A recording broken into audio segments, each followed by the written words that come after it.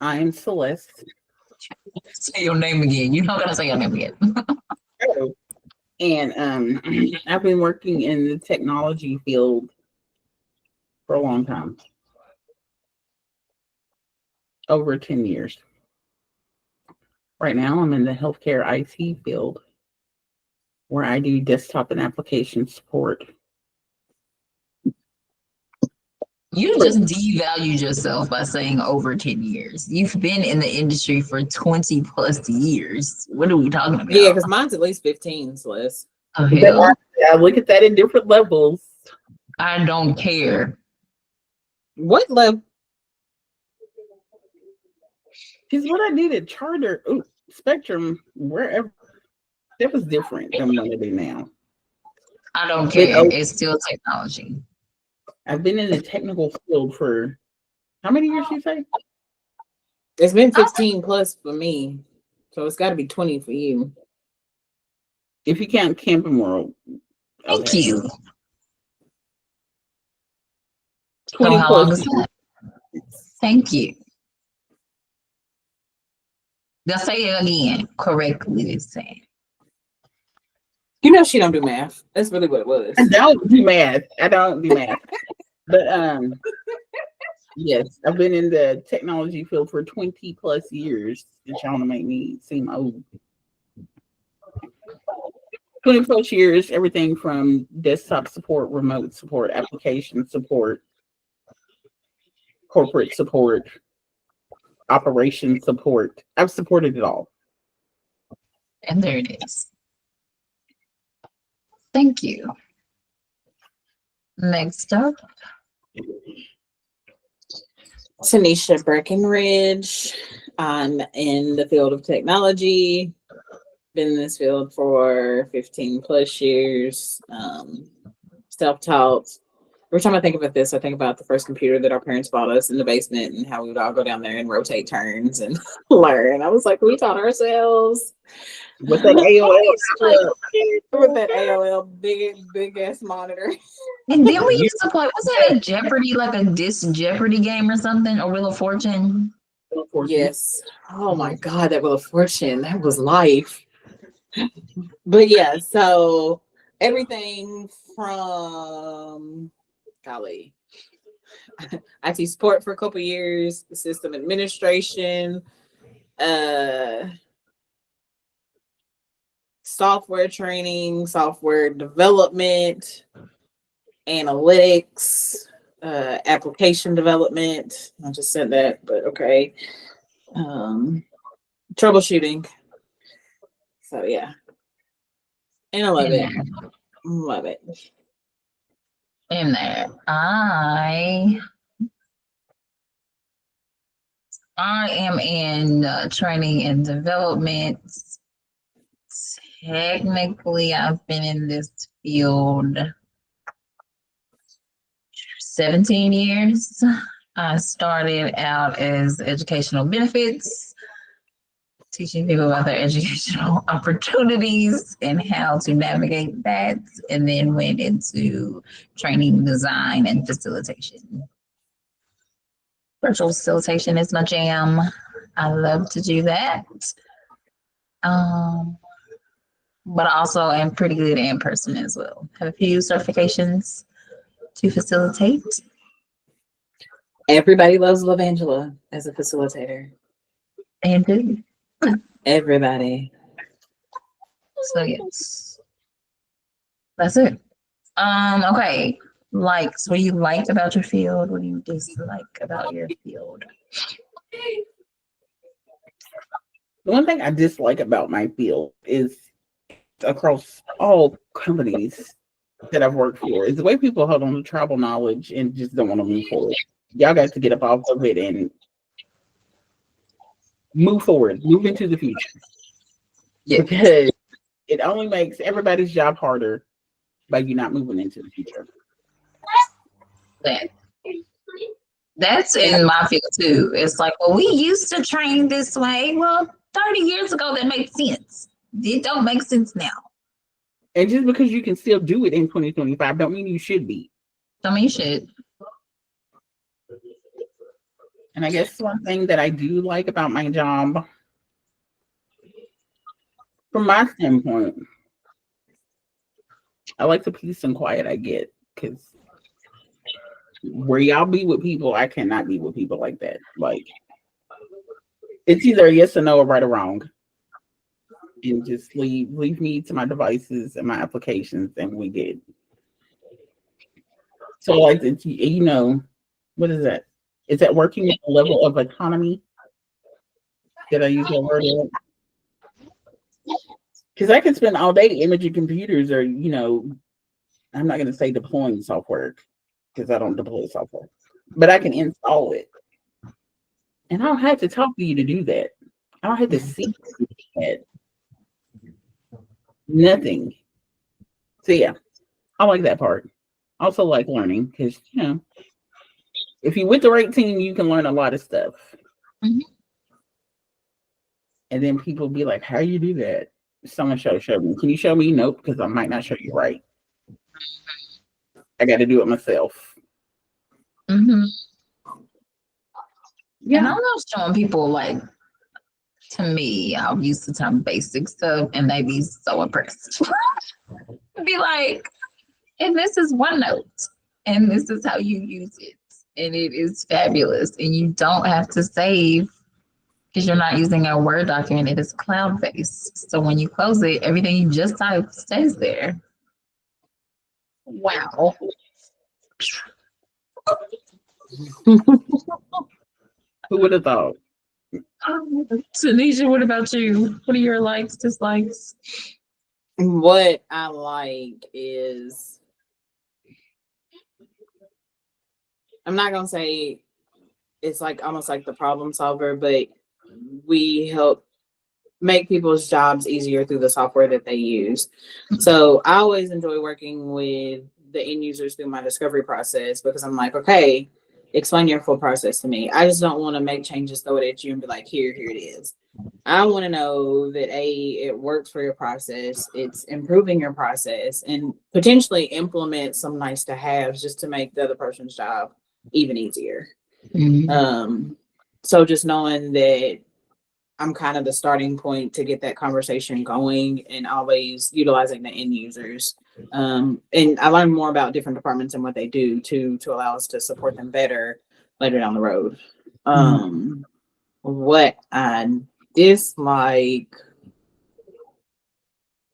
currently, and this just could be because I'm in a new area of technology, I don't understand why there are so many different systems used. Can Let we me tell just you. I can tell you why. Let me tell you why. Because they let people. Nobody is willing to put their foot down and say, "This is what we're gonna use." If legal wants to use this, and they don't involve IT or security, you don't know that another team is using something very similar to what you have at a lower price. So since there's no communication, if legal wants to use this and finance uses this, and accounting uses this, if nobody talks to nobody, then you end up with 700 pieces of software that all do the same thing. Mm-hmm. That's just my opinion. And depending on your audience and the meticulous niches that they may be in, some softwares are not compatible with the information that actually needs to be computed. So that's why you end up with a lot of systems without speaking specifically to your audience. And speaking of that, we had a whole team the other day talking about we don't use this software. What do y'all have for us to use? Well, guess what? We don't use that software either. So what do you need to have done? You gotta tell me how you was using it first before I can tell you what the solution is. Thank you. What is your budget? What is your downtime? Like, how many Who are your people? SMEs? Yeah, and don't get me wrong too, because I've been on the front end before when I was with another company and we were switching systems, but it was like when we were in the middle of like developing and deciding, I was left alone. because people either left or had to take on other responsibilities. And so that system wasn't 100% what we needed because I didn't even, the deadline was the thing with me. I didn't have enough time to really assess the system and be like, okay, this will work on the front end, but it'll also work on the back end for inventory, for anything we did need to do outside of sales. Yeah, I understand that. And it's just, I feel like it's like, well, if we can't do it in the system, we'll just do it somewhere else. But then I'm like, why can't this system work for what you need to do? Yep. There's so many layers. I could go down so many rabbit holes, but that one statement, but yes to that. To push for time, deadlines, and a full needs analysis. I cannot tell you one project that has efficiently done that. But that's why you have to have your ITIL process in line. That is what that is all about from beginning to end. But because a lot of job requirements and they require that ITIL certification. And companies be like, oh, well, this is preferred. But y'all don't use it. So I have it and y'all don't use it. And then when I bring it to you, this is how you do it. Then we fall back to that travel knowledge. But this is the way we've always done it. Okay, well, never ending cycle. Never ending cycle. And it's everywhere. Yeah. Give Norton credit because Norton, we had CAB meetings, we had change approvers, we had process management. You would have that meeting every week. And what's this? What's your backup plan? Who's speaking with it? Girl, they be plan. Never heard of that. Yeah, it's a lot. Yeah. Did you know?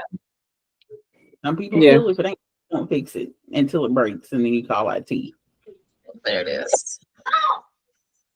From the training lens, the things that I like currently, I get to work with pretty much all generations, which is interesting. YNs. Oh, I don't know that I've come across that particular audience. As you told me, you have. But all generations, in my current role, the tools I get to use. So facilitating virtually or in person, you get to use different tools to make the classes engaging, and the creativity. So like now I can be creative on the spot, but we just went over this. Let's do this quick group activity, do a teach back, or let's use this other tool. Let's do a quiz. I made a Jeopardy game the other day. So just being able to be creative with the tools that I use. The dislike, I say the lack of control with the changes, but being able to adapt to it. So things change so quickly, and since I don't own the content or would consider myself a subject matter expert, when stuff is out of date, it is still reflective on you as a facilitator, and that can be very frustrating. Fair. It's not, and I take it personal, which I probably shouldn't, but I use my words, our session may be out of sync with the content and what we're learning. Our systems may not be in sync. The screenshots may not be in sync with the current system that we're using. Oh, this says this slide deck is from 2021. That makes sense now. Who creates the content? Because I got a whole problem with that. So where I currently work, there are several different departments, and there is a design team that designs the e-learnings, and then there's a design team that designs the slide decks. It's called curriculum. But each business unit has that type of team. So I don't know. But the slide deck I was using the other day, it was from 2021, and I was like, oh, this makes so much sense. And the only reason I asked is because there are knowledge bases for that. There's supposed to be a CMDB for that. There are places where that information should be stored and updated. Yes. So where I previously worked, they were building that out. And then Mhm. all department also got a little, what's my word? Overworked because they were stretched on multiple processes while trying to develop this repository of information. Where I currently work, they're transitioning. So they have a repository, but it doesn't filter very well and people get lost. If you're supposed to type, here's the full title of the document, but I can't find it or I don't have access. So now they're moving to SharePoints. And then that seems to be more updated than the repository of information. So yes, knowledge articles do exist. It's just who manages them, who should, because you have your process people and then you have the debate I seen last thing was, well, this is a process, we should own it, but this is a system, our IT department should own it. And that power struggle.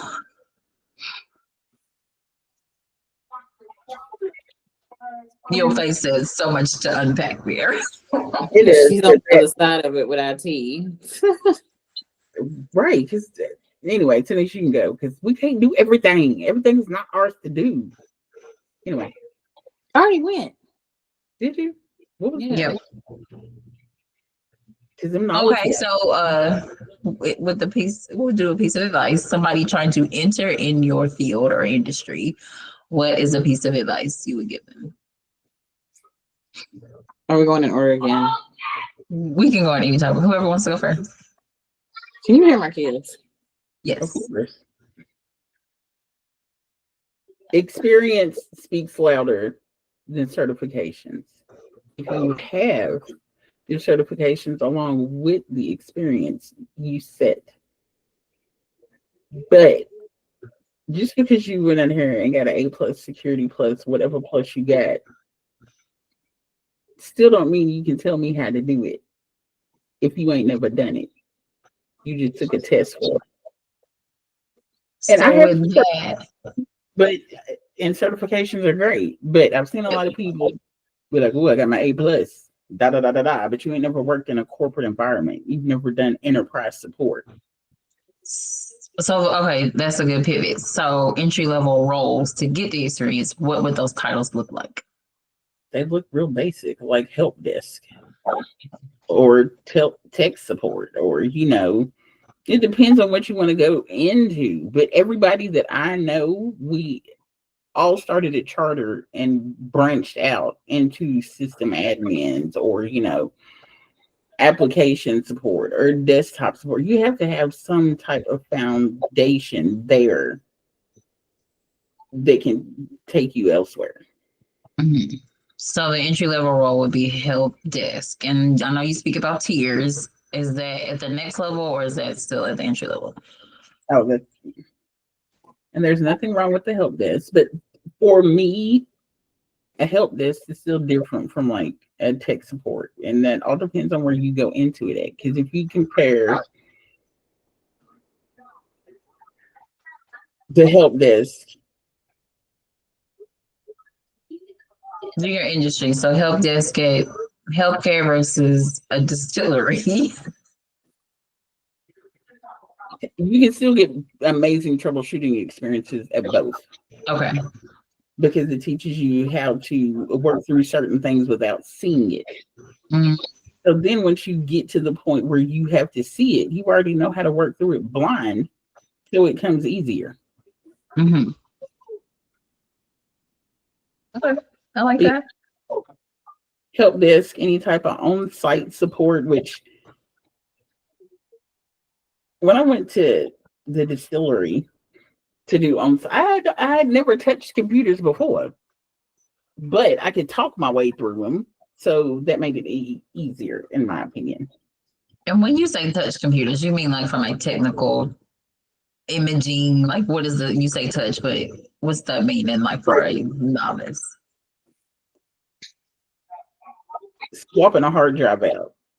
Okay. I didn't do that until I went to Jim Beam. Replacing a fan in a laptop, replacing a screen in a laptop, replacing a USB-C port in a laptop. And when I went there, and it was like my second day, and Chris is like, "You know how to replace RAM?" I was like, "I ain't never done that before in my life." And he set a desktop on my desk and threw a screwdriver over there. He was like, "Well, you get ready to learn," There it is. and I did.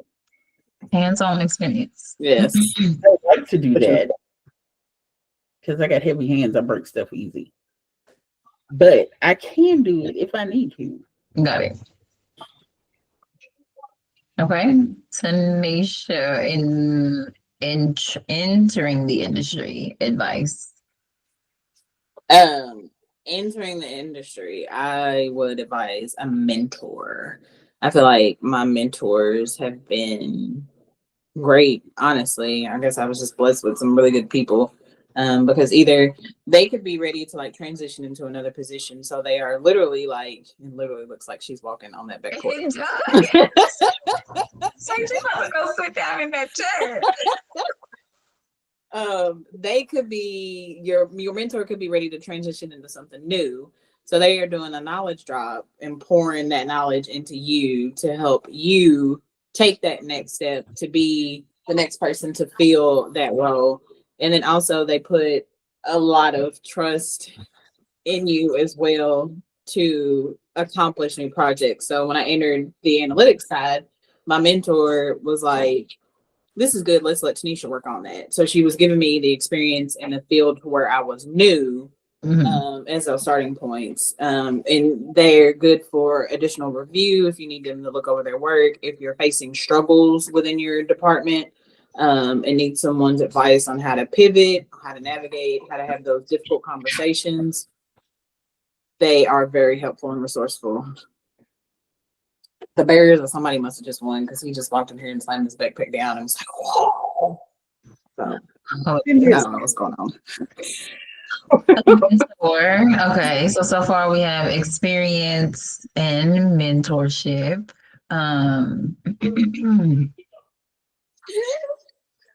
For me, I would say learn the different roles that are available because you don't want to get stuck into one role.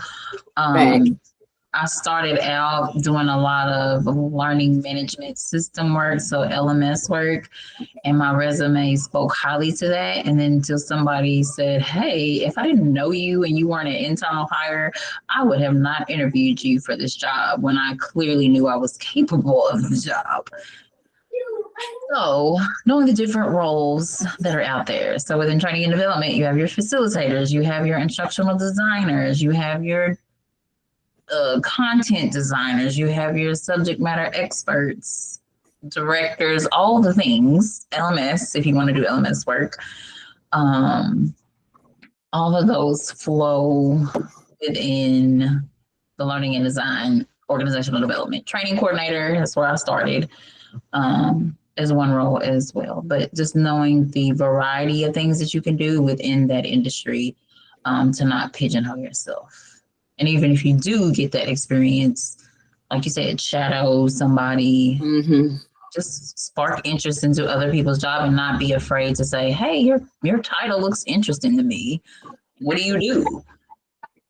So that would be my advice. And shout out to one of my college professors, Melinda Hill. She said that in my first marketing class about how when she started her career, she had, I don't know if it was that she worked in different fields or had experience at different levels just because so she wouldn't be stuck in one spot.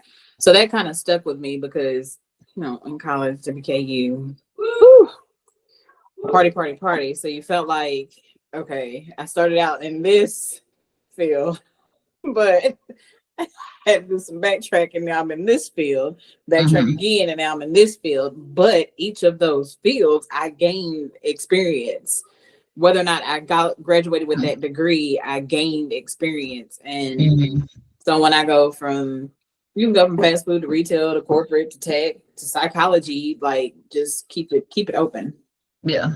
Same similar journey with me. I was supposed to be a psychologist, a therapist, and then I got to my second to last semester, and they were like, "Oh, you need 12 more credits." You know what? I don't got time for that or the money. So what's gonna get me out here now? Right. Yep.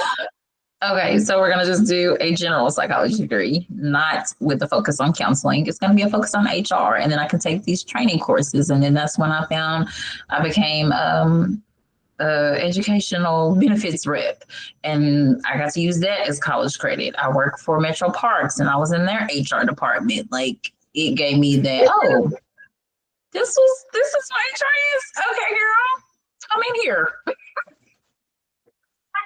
Yes, I did as an intern. Though I'm not going to speak about that, but that was one of my first internships. Payroll. That let me know I did not want to do payroll. Just to be clear. Yes. Didn't want no parts of it after that. No, thanks. But yeah, sounds like some great advice. So we have mentorship, we have experience, and we have knowing the different roles that are available to you. That is our insight on our industry. Stay tuned for more as we dive into our different experiences in our day to day on our different career paths.